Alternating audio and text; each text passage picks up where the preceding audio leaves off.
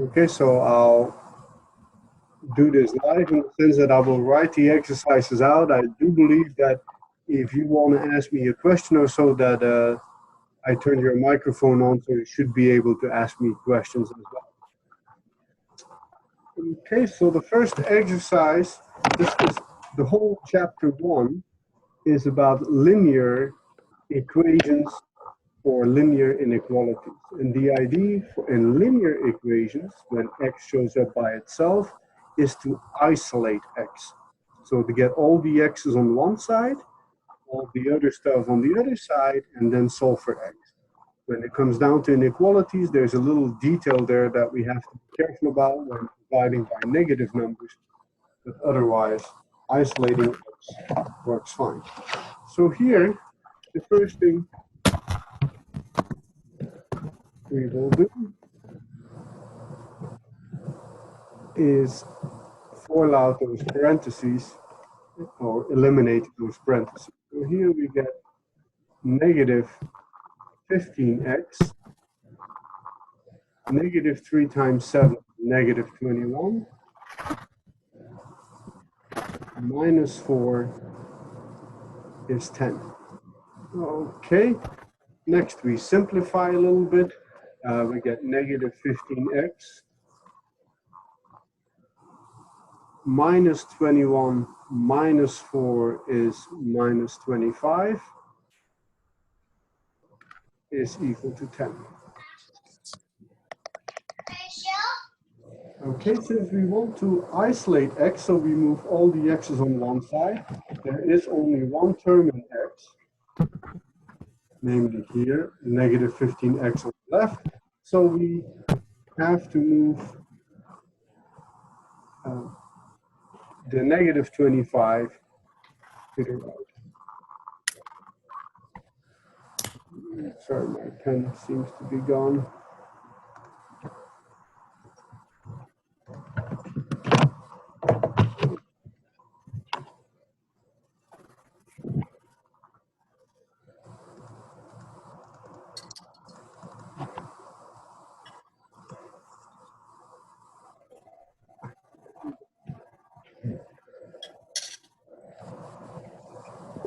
So we add 25 to both sides.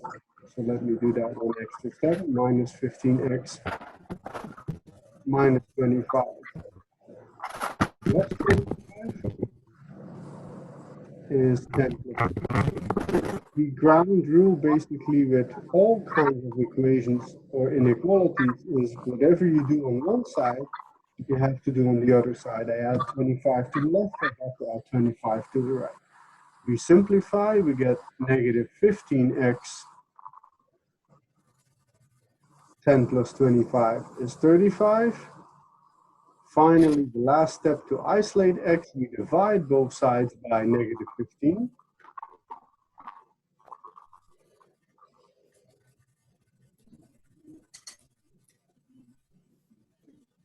And then we simplify. So x is, we get 35 over negative 15, that's definitely a negative number.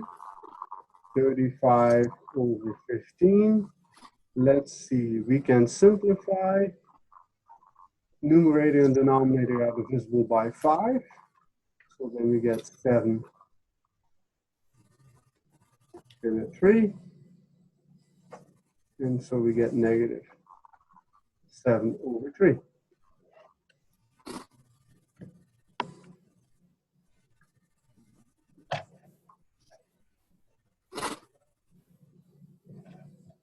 So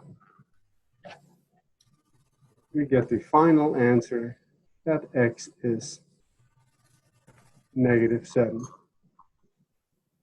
over 3. Now, I know you've probably always been told, check your answer, check your answer. On linear inequalities, you do not need to check your answer, really, because nothing can go wrong on linear equations. Once we head into rational equations, so then something could go wrong, and we have to check our answer, but not here. Okay, so for linear equations, we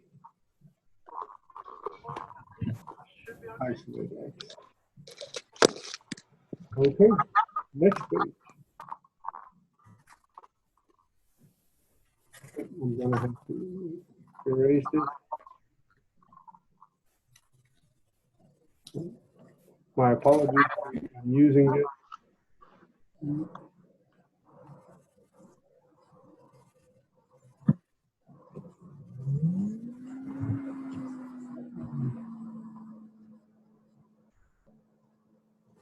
Okay, so any suggestions on what to do on this, sorry, on this exercise? X over 2 plus 1 over 4 is x over 3 plus 5 over 4. You can try to get all the x's on one side,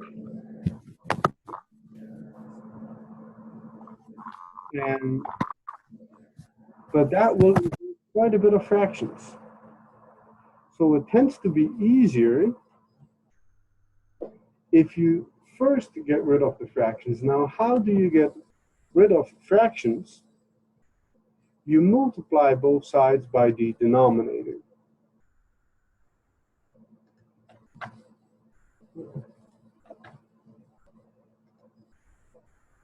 Okay, so here what do we have as denominators? We have a 2, a 4, and a 3. What is the least common multiple, the smallest denominator that will do the job for 2, 3, and 4? Is we need a 2, we need a 4, and a 3, so that will give us a denominator of 12.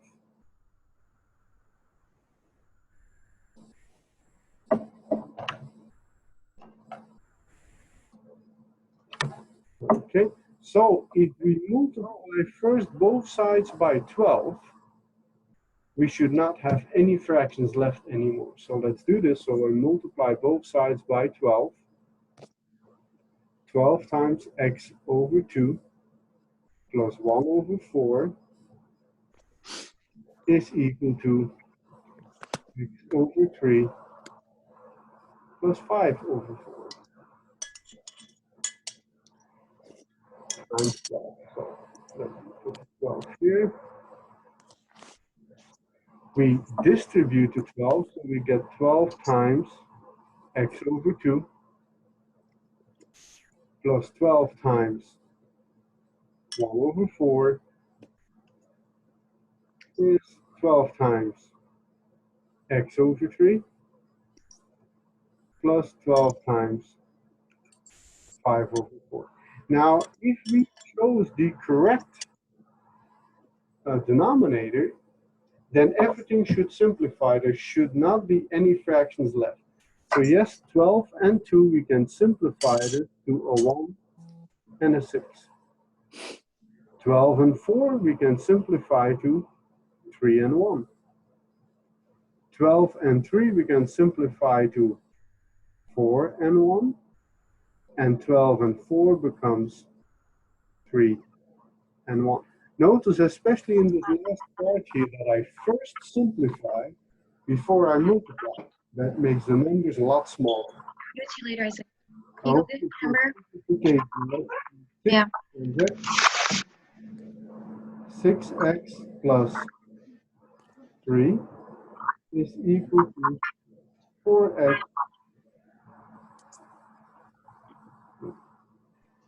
plus 3 times 5 plus 15. And you have to admit that that already looks a lot easier and simpler than the original equation. The only thing I did so far was multiplying both sides by the common denominator.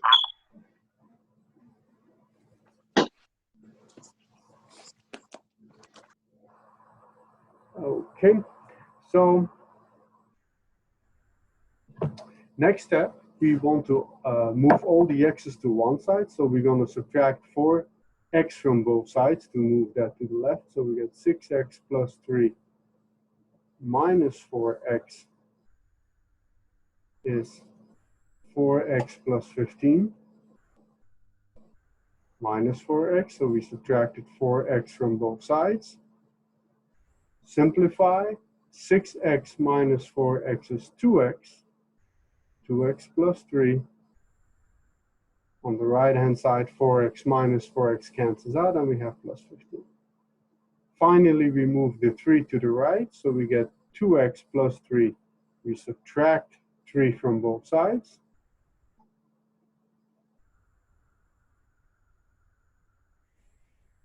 I will continue here. We simplify, and we get 2x is equal to 12. Finally, the last step to isolate x, we divide both sides by 2. And we get that x is 12 over 2, which simplifies to just 6.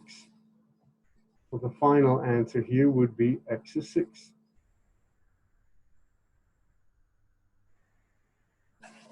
Okay, so this is something that I always do. If I see these equations with these fractions, I will first multiply both sides by the common denominator, because then I get something like this here, which is much, much easier to deal with. You don't have to do this. You can immediately move x over 3 to the left and 1 over 4 to the right, but it's a lot more work and you will be dealing with fractions. So that's standard. I won't even call it a trick, but standard procedure is if you have fractions in an equation, linear equation, try to eliminate them first. Okay.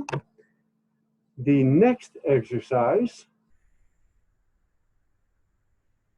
is x over 2 minus x over 2 over 3 is 3/2. So let me first get erase this here so we can work on this.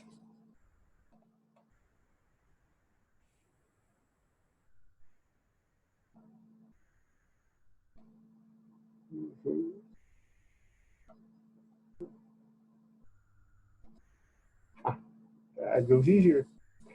Okay, so what do we have to do here? Again, it's an equation with fractions. So first I would eliminate the fractions. What are the denominators involved?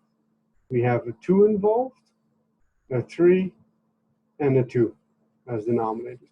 So what is the least common multiple to least common denominator? We need a 2 and a 3, so 6. So that means if we multiply both sides by 6, all fractions should disappear. Okay, so let's do that. 6 times x over 2 minus x minus 2 over 3 is equal to 6 times 3 over 2.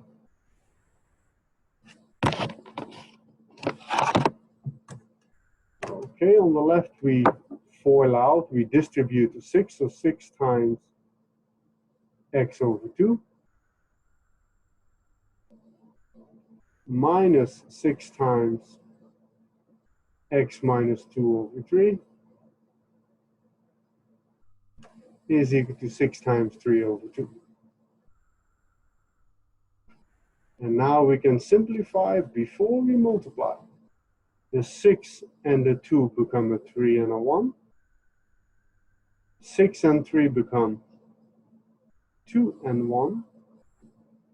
6 and 2 become 3 and 1. Now we simplify, we get 3 times x is just 3x, minus 2 times x minus 2 is 3 times 3, which is 9. Now I deliberately made a mistake here. It's a very common one. Notice here that I had minus 2 times x minus 2. I need to use parentheses for this one. So very important here, I need to multiply that whole thing by 2. So I definitely need parentheses there. Okay, so we simplify a little bit more by distributing this to 3x minus 2 times x is 2x. Here Another careful one, be careful with that negative sign. Negative 2 times negative 2 becomes plus 4. Is 9. Okay, simplify. 3x minus 2 is x. X plus 4 is 9. Now, it's quite simple to finish this, but I want to point out again that we started with something that was pretty ugly, had fractions in it. And after we simplified, multiplied both sides by 6, we were left with this, which is already a lot easier to deal with. Okay, linear equation, we need to move all the x's to one side, already done. All the terms to the other side, that means we need to subtract 4 from both sides.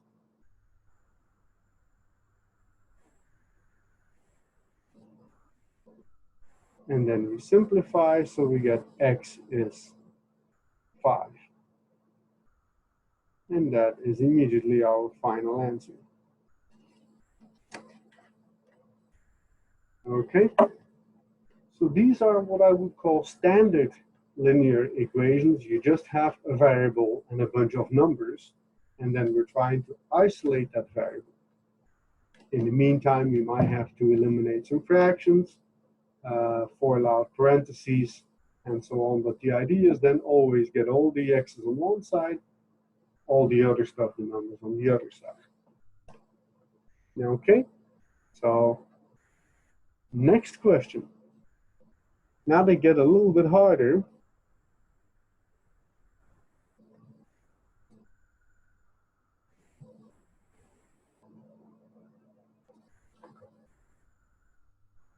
Solve for m. Y is mx plus b. First of all, this is an equation you might recognize. It's an equation of a line. We will see that later on in the class.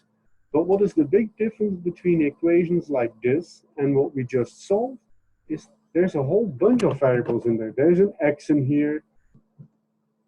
There's an m. There's a y. There's a b. So there's a whole lot of stuff we could do. So this time they need to specify, what do you want me to solve for? Here the question is to solve for m. What does that mean? We want to move all the terms with an m on one side. Everything else, that means terms that do not contain an m, need to go to the other side. You don't need to always move your variable to the left. You can also do it to the right. So here, there's only one term that contains an m. This one here. Which means I need to move all the rest to the other side. So here, the basic thing to do first is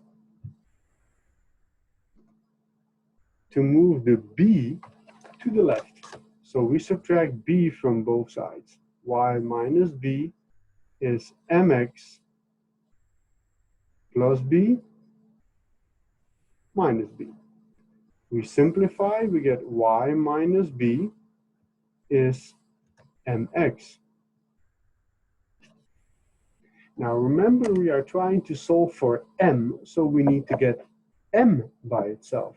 How can we get m by itself? We need to get rid of this x over here by dividing both sides by x. So y minus b over x is mx over x. We can simplify and get rid of this x here, and so at the end we have y minus b over x is m. So here I left my m on the right. Of course, you can rewrite this as m is y minus b over x. That is exactly the same.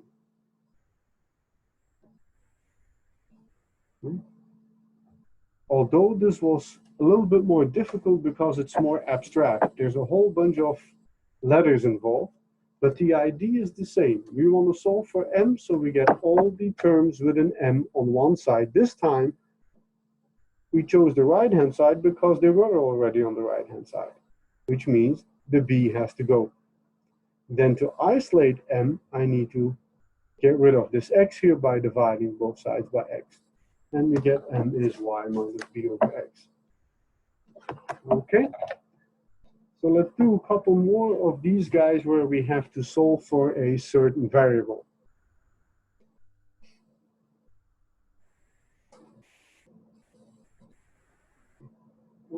Let's see.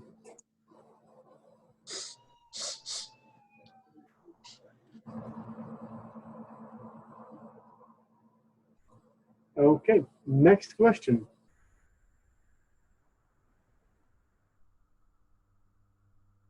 Solve for W. P is 2L plus 3W. Okay, so that means we want to get W by itself. So we move all the terms with a W on one side. Well, there is only one term with a W, and it's right here. So we're going to leave that on the right-hand side, which means we need to get rid of the 2L. So we're going to subtract 2L from both sides. We're going to move it to the left. So P minus 2L is equal to 2L plus 3W minus 2L. Okay, we simplify, we get P minus 2L is equal to 2L minus 2L cancels out, and we get 3W.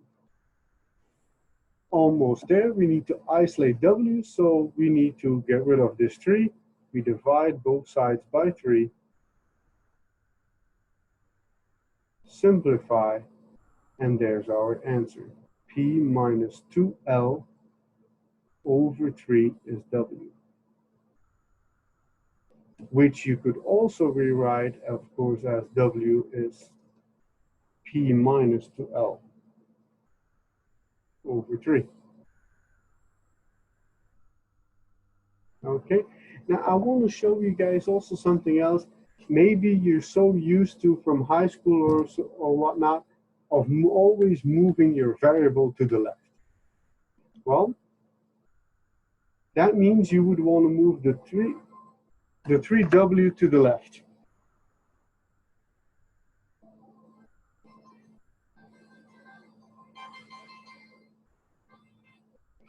Okay, so then we would get P minus 3W is 2L. We move the 3W to the left. Then you would move the P to the right. So we would get negative 3W is equal to 2L minus P. And then finally, you would divide both sides by negative 3 this time.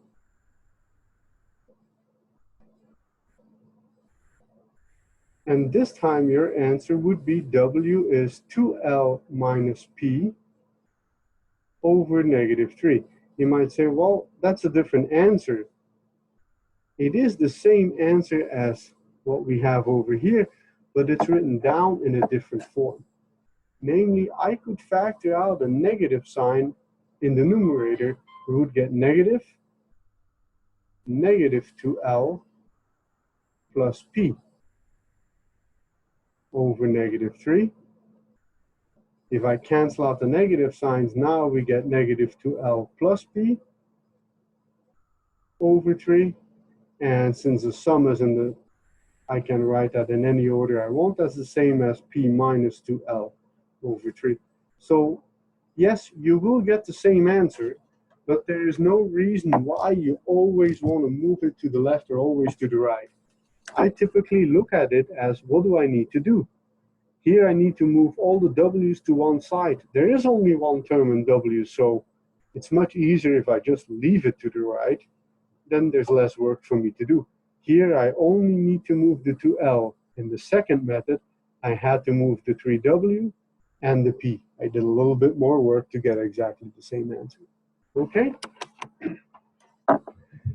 So those were 5 recommended exercises about linear equations. The next 5 are about linear inequalities. What is the major difference with equations versus inequalities is, of course, this inequality sign, less than or equal. The big difference tends to be also in your answer. An equation, when you solve, you typically get one, maybe a couple numbers as a solution. For inequalities, you may have infinitely many numbers that are an answer. It's an interval or a bunch of intervals. How do we write our solutions down? If there is no direction given, then you can write it officially down any way you want. Standard methods are interval notation. We will go over that for sure. And also graphing it on the real line. Okay? Major difference in technique for a linear inequality versus linear equation. When you divide or multiply by a negative number, you need to switch the inequality sign. That is extremely important. So let's get started on this exercise.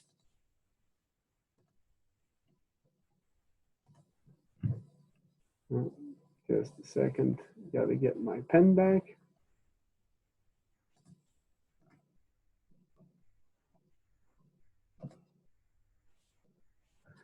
Okay, so what do we have here? There's some parentheses involved, so we better first work out those parentheses. So I need to distribute this negative sign. We get 3 minus 8x minus 12 is less than or equal to 9x plus 24. A little bit of simplifying. Oh, nothing on the right side. Simplify left. 3 minus 12 is negative 9. Minus 8x is less than or equal to 9x plus 24. Okay, we're linear. So that means we're going to move all the terms in x on one side, all the others to the other side. So let's move the x's to the left. So I need to subtract. Let me this time write that down a little different. So we're going to subtract 9x from both sides. What do we get now? Minus 9 minus 8x minus 9x is less than or equal to 9x minus 9x will just be the 24. Okay, simplify a little bit. Minus 8x minus 9x is minus 17x.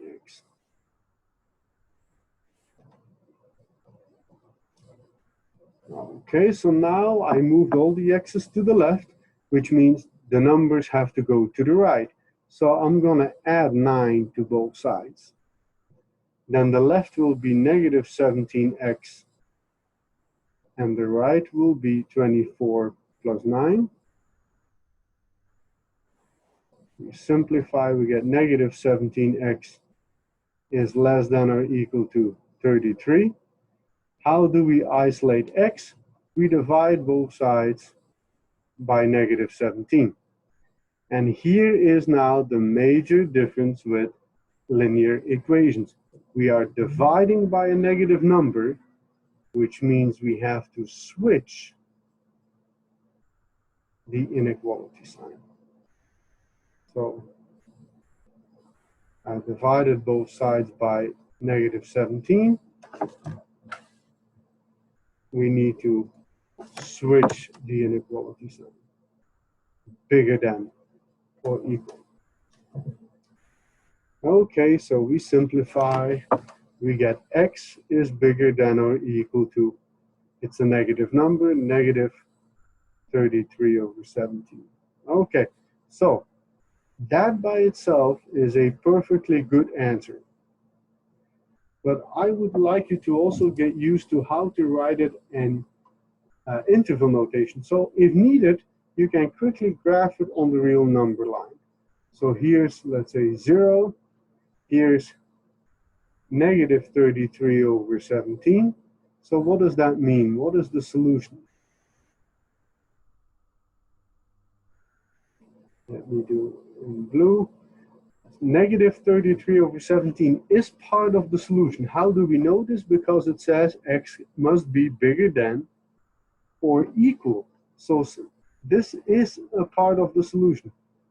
If it's part of the solution, you mark it with a solid circle, a solid dot.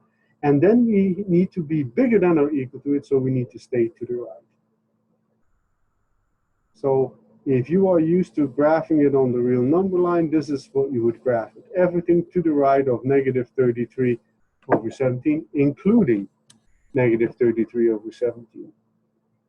What is that in interval notation? We get negative 33 to 7 over 17. All the way to the right, the standard way to write this is infinity. Now you need to decide on how do we tell the reader that something is included or not. Negative 33 over 17 is part of the solution, so we use these square parentheses. Infinity is never included, so we use a round parenthesis for that. Okay, so that would be the answer to this inequality, is the either x is bigger than or equal to negative 33 over 17.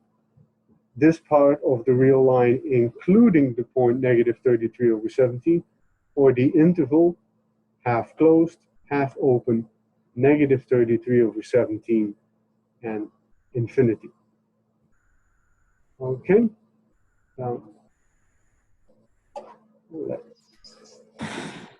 So this is how you would solve this inequality. A little bit different, but not much from linear equations. The only difference was right here, where I marked that in red. If you divide by a negative number, you have to switch the inequality sign. Okay, let's do a couple more.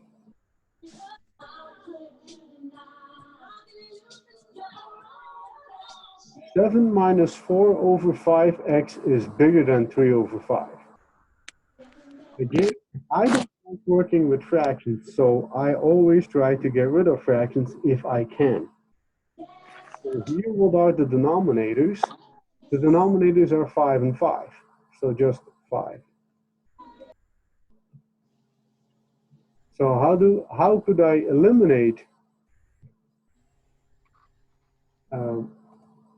Just a second, my pen is gone again.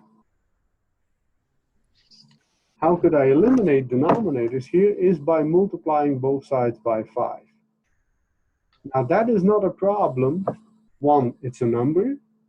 Two, it's a positive number, so I don't even need to change the inequality sign.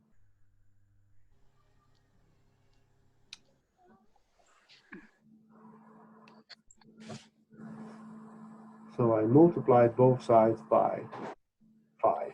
Okay, then we simplify. So I'm going to distribute the 5 on the left. We get 5 times 7 minus 5 times. No, it shows a. 4 over 5x. So that's bigger than 5 times 3 over 5. Okay, again, now I simplify before I multiply. So 5 times 7, that's 35. But here, 5 times 4 over 5, we don't say that that's 20 over 5 and then simplify. No, we first cancel out the 5s, and then we get minus 4x. Same on the right-hand side. First cancel out the 5s. And so we just have 3 left. Notice again how much easier that is already compared to the original inequality that contained fractions. I will solve it in a different way too, so that you can clearly see which method you prefer. Okay, linear inequality, I need to move all the x's to one side. There's only one term in x, negative 4x, so I'm going to leave it on the left, which means we have to move the 35 to the right. So subtract 35 from both sides, we get negative 4x is bigger than 3 minus 35. Okay, quick simplification. 3 minus 35 is negative 32. Next step, isolate x, so we're going to divide. Oops, we're dividing by negative 4. So, got to be careful. Dividing by a negative number, we need to switch inequality signs.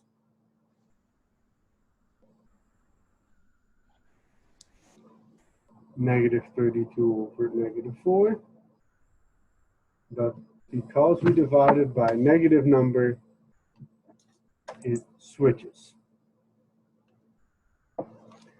Then we simplify, and what do we get? Negative 4x over negative 4 is x. Divider here is less than negative 32 over negative 4 is 8. So this here is again a perfectly good answer. If you do want to write it on the real number line, here's 0, here's 8. Everything less than 8, 8 is not included, so we would leave that open. Less than is everything to the left. What does that become in interval notation? So we're going all the way from the left, which is negative infinity to 8. Negative infinity is infinity never included. 8 this time is not included, so both sides would have a round parenthesis. Okay? I want to point out what would happen if you don't multiply first by 5. Well, then we would do the same, move all the x's to one side. Here's my x. So that means I need to move the 7 to the right. So we get negative 4 over 5 is bigger than 3 over 5 minus 7. Our first problem is I need to now put this on common denominator, which is denominator 5. Okay, so negative 4 over 5x is bigger than 3 over 5. This is really 7 over 1. So I want to put it on denominator 5, which means I need to multiply the numerator by 5 as well. So we get 3 minus 35 over 5, which is negative 32 over 5. Okay. Next, I need to divide both sides by negative 4 over 5. Let me negative 4 over 5x over negative 4 over 5. The right hand side would be negative 32 over 5 over negative 4 over 5. And because we divided by a negative number, I need to switch. How do we divide a fraction by a fraction? I need to multiply by the reciprocal.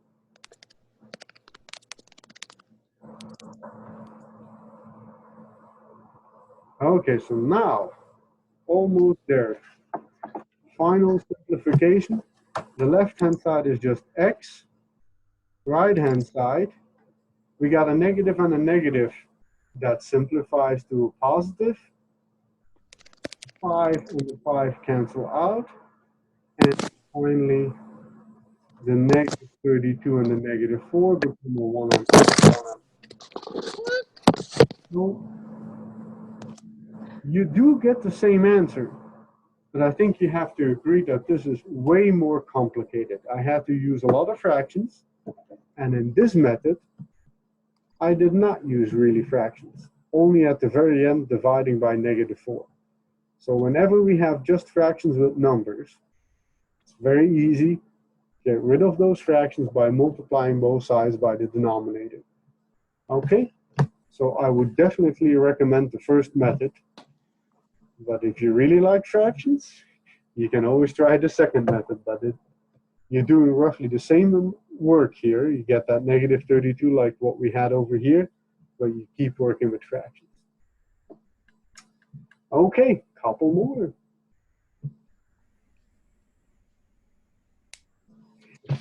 The last couple of examples are what we call compound inequalities. There are several inequalities involved. And then there's two kinds. Things that are joined with the word and. That means you need to satisfy the first and the second inequality. And then inequalities that are joined with or. It's okay if you only do one of those two. You don't have to satisfy both at the same time. Or. Some and inequalities, we will see an example, can be combined. An or inequality, two or inequalities can never, ever, ever be combined. Here we have an example of an AND, but we cannot combine these inequalities because we're talking about different quantities here anyway. So what is the idea? Well, solve both of them, and the easiest might then be to graph it on the real number line. If you have to satisfy both, then you need to mark both areas. If you only have to satisfy one, then it's the union of both. So we will see this in this example. Let's concentrate on the first one. 2x is bigger than 5x minus 15. Okay, I move all the x's to one side, so we'll subtract 5x. So we get 2x minus 5x is bigger than negative 15. We simplify, we get negative 3x is bigger than negative 15. We divide both sides by negative 3. By now we already know to watch out for that. Dividing by a negative number, we have to switch the inequality sign. And we simplify, we get x is less than 5. But that's only the first part. There's a second one, and.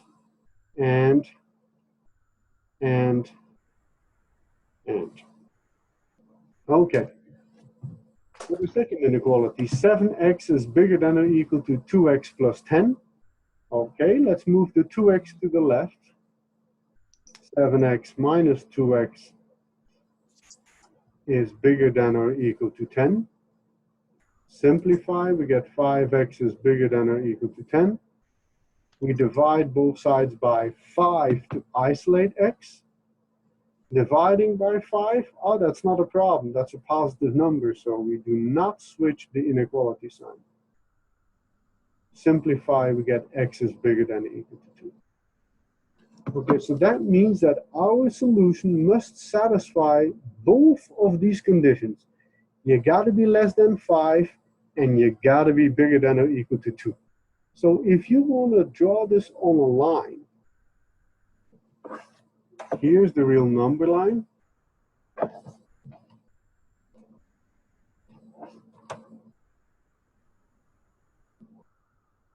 Here's, let's say, 0, here's 5, and here's 2. You gotta be less than 5, not including 5. So that means you gotta not including 5, and anything to the left of 5 is okay for the first part.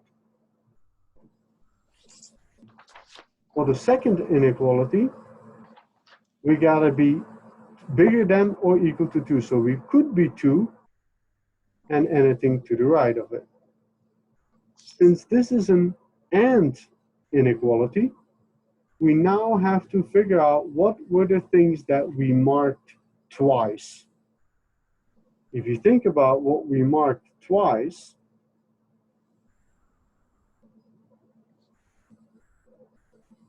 we did not mark anything on the left of, no, we marked this only once, only once, only once. 2, the number 2 was marked only once, but anything between 2 and 5 was marked twice. So we did mark 2 twice. We marked it in blue and in green. We marked anything bigger than 2 twice. But we have to stop at 5 because 5 is actually not marked blue, so it's open. And then there was nothing past 5. Now, how could we write this in interval notation? We go from 2 to 5. 2 is okay, so we use a square bracket. It's included. 5 is not included, so we use the open. Okay, so compound inequalities, most of the time, you're solving 2 inequalities. You do it side by side, and if it's an AND, you gotta mark it twice for the student. If it's an OR, you will only mark it once. Okay, so let's have a look at the next exercise.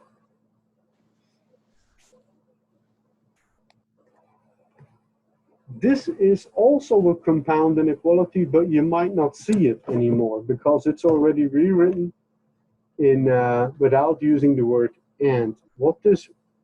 It is exactly the same, And let me write that down for you. This is the same as saying that -3 is less than 3 minus 2x, and 3 minus 2x is less than 5. This is the only time that you can combine a compound inequality. It is the word and it involves the same quantity, the quantity 3 minus 2x in this case. Okay? But once it's written like that, how can we deal with this? You just solve everything at the same time, okay? As you would normally solve.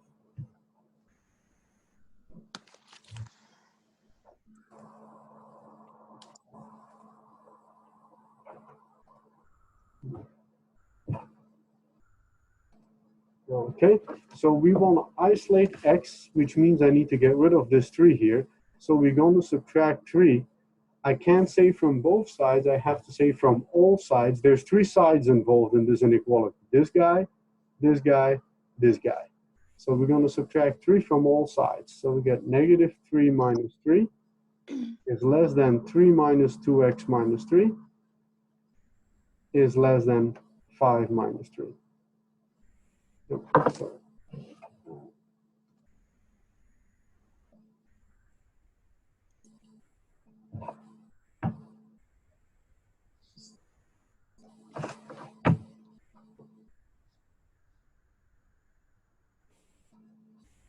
k is less than 5 minus 3. Okay, we simplify a little bit. -3 minus 3 is -6. Is less than 3 minus 2.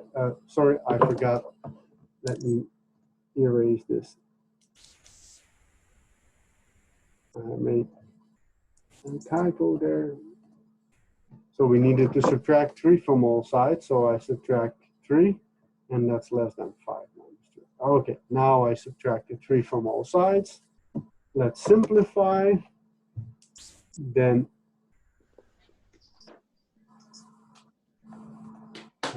left with just -2x there.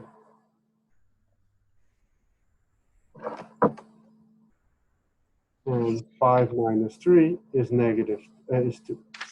Okay, next step, to isolate x, we need to divide everything by -2. Oops, dividing by -2 means that we will be switching all inequalities. So -2x over -2. It lasted. 2 over -2. So there had been a previous. And so we switch the inequality signs. Okay. Simplify, we get negative, oh, sorry, this is -2. So we get -6 over -2 is 3, is bigger than x, is bigger than -1. Again, that is an okay answer, although we typically try to look at smaller than. So this would be the same as saying that -1 is less than x is less than 3. You gotta be between -1 and 3. On the real line, this would look like this.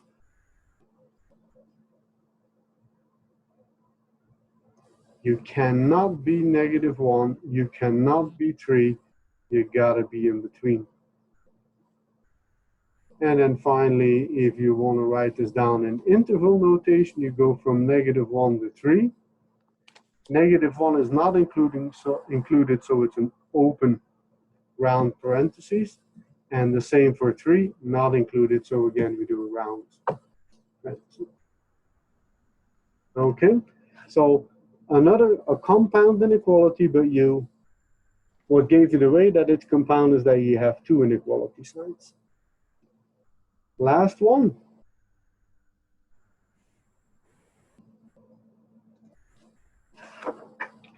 Again, a compound inequality, this time joined by the word or.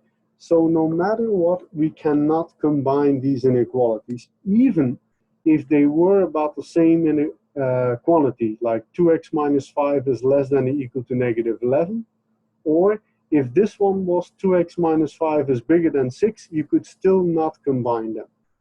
The word or you can never combine. Okay, so we solve each one of them just like we did in the 2 examples ago with the word and. The difference is only at the very end when we try to write down the solution, not in the way we get there.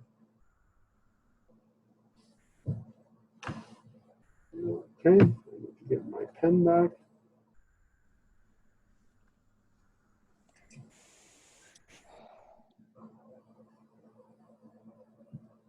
Just a second.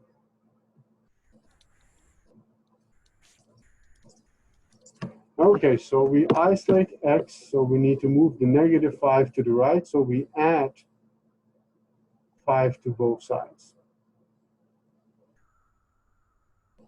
So I don't even worry about that second inequality yet. I'm focused on the first one.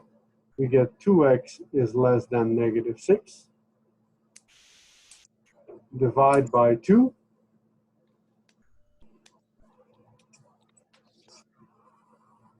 Dividing by 2 is not a problem. That's dividing by a positive number. So we get x is less than negative 3. But there's a second inequality that we have to deal with. Okay.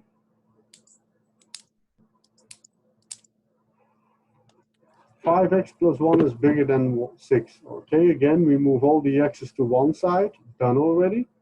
So I need to move the number, the 1, to the right-hand side. So I just subtract 1 from both sides. Let's simplify. We get 5x is bigger than 5. Now we divide both sides by 5 to isolate x. Again, not a problem. We're dividing by a positive number, so we don't need to change the inequality sign. And then that simplifies to x is bigger than 1. So far, the biggest difference now comes in. We have the word or here. So let's graph this. You can get really weird results with these compound inequalities. Okay, so you graph the first inequality. The first inequality, you got to be less than negative 3. You can't be negative 3, so an open circle around negative 3. Let's graph the second one. You got to be bigger than 1. You can't be 1. Now comes the difference between the and the or. In and, you would look for what did you mark twice. Here, there's nothing we marked twice. For the or, you look at anything that you marked at least once. We marked this piece at least once. We marked this piece at least once. So the or means you got to combine these both. It is, in mathematical terms, the union of it. Now, how do we write this down? What is the blue piece? Negative infinity to negative 3. Negative infinity never included. Negative 3 in this case not included. How about the green piece? That's from 1 to infinity. 1 not included, infinity never included. Now, if you would write or here, everybody would know what you're talking about, but we don't write it down that specific way in math. We have a special symbol for this or. And let me mark that. This is called the union. And so we mark the union with a big U. So this really stands for union. Okay. The difference only came at the very end when we were trying to write down the answer. If this would have been an and, there would not have been a solution. It would have been the empty set. If it's a or, it would have been the union. And for these compound inequalities, I think graphing it on the real line gives you a little bit better idea about what's going on. Okay, so that was it for today. I've recorded this, so then I will post this online. Do you guys have any questions for me about what I did today? I think you guys are all unmuted. I think so. No. Uh, if you guys want to ask me questions, you have a microphone, go ahead. Otherwise, I will close the class. I have a question. Hello? Hi, I have a question for when you're doing the and or when you Mhm. for the inequality at the end of the there's like there's an I was reading from chapter 1. There's an answer for it's not parentheses. It's a bracket and then a parentheses. What does that mean? Do you mean something like sometimes the answer looks, that the answer sometimes,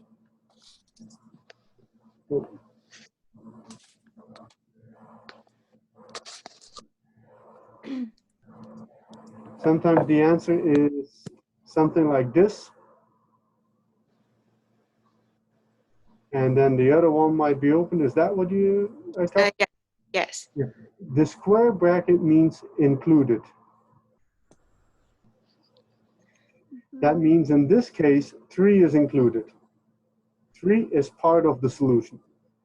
Open means not included. Mm. So on the real line, you would make an open circle for this guy and a closed circle for this one. Oh, okay. So like if I would rewrite this guy here without parentheses, this would be x is bigger than or equal to 3, but strictly less than 5. And so then here you can see, okay, 3 is okay, but 5 is not okay. X is bigger than or equal to 3, but strictly less than 5. That's what those two parentheses mean, the difference in square bracket and a round one. Okay, so then the square bracket will be used for when it's closed? Yes. Okay. Whenever you have something like I made a mistake here on the thank you for pointing that out. Let me fix this. Thank you for that question. Here, this first one was actually smaller than or equal. Mm-hmm.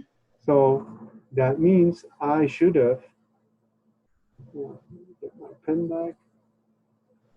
Yeah, you should have colored that in, right, with the dot. This guy should have been less than or equal, less than or equal, less than or equal, less than or equal, which means that this should have been a solid dot.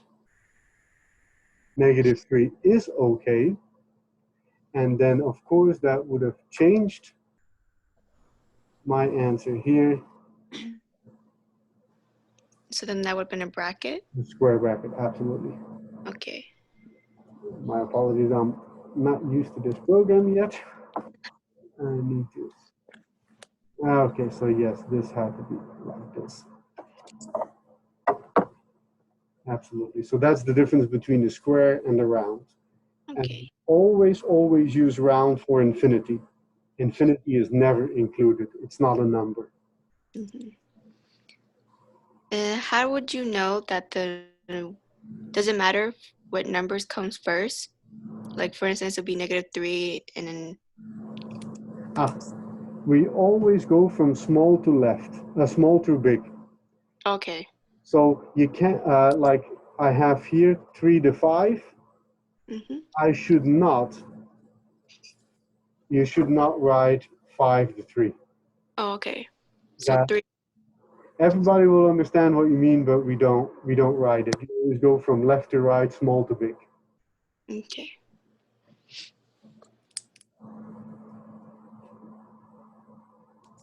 Okay. Thank you. Any other questions? I have a question. Sure. So the number line, should we always use the number line, or is it just a suggestion? Would you recommend it?